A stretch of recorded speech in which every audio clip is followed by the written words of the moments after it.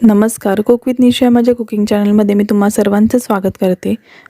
आज आपण कोथिंबीरच्या देठापासून अगदी अर्ध्या ते 1 मिनिटात बनणारी अशी रेसिपी बघणार आहोत। चला तर मग पटकन आपण रेसिपी बनवूया। त्यासाठी इथे मी कोथिंबीरची देठ घेतल्यात, स्वच्छ धुवून त्यांना कापून घेतलेलं आहे। तसेच 2 काड्या इथे मी कढीपत्त्याचे घेतल्यात, 2 मिरच्या, 1 चमची जिरं, अर्धा लिंबाचा रस, 4 ते 5 लसूण पाकळ्या, अर्धा इंच आलं, 1 चमची साखर आणि चवीनुसार मीठ। साहित्य तर आपल्या इथे बघून झालं। आता ह्याचं काय करायचं तर फक्त आपल्याला हे मिक्सरमधून पूर्णतः बारीक वाटून घ्यायचं आहे।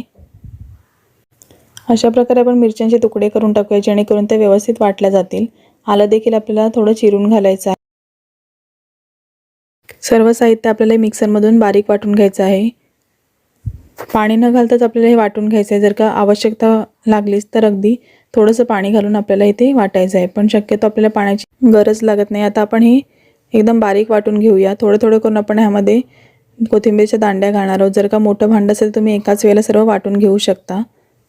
आता तुम्हाला ह्यामध्ये जर का इतकं जास्त साहित्य घालायचं नसेल, अगदी ह्यापेक्षाही झटपट बनवायची असेल तर तुम्ही कोथिंबीरच्या दांड्या, लिंबाचा रस, थोडीशी साखर आणि मीठ हे घालून वाटून घेऊ शकता। ती चटणी देखील खूप छान लागते। या ठिकाणी सर्व वाटून झाल्यानंतर आपल्याला इथे लिंबाचा रस घालायचा आहे। सुरुवातीलाच लिंबाचा रस घालू नका। आपली इथे कोथिंबीरच्या दांड्यांची चटणी तयार आहे। अशा प्रकारे एकदा चटणी नक्की बनवून बघा। आजची अगदी झटपट चटणीची रेसिपी तुम्हाला कशी वाटली हे कमेंट करून सांगायला विसरू नका आणि नक्की एकदा ही चटणी बनवून बघा। व्हिडिओ आवडला असेल तर व्हिडिओला लाईक करा, शेअर करा आणि कमेंट बॉक्समध्ये तुमच्या प्रतिक्रिया नक्की कळवा।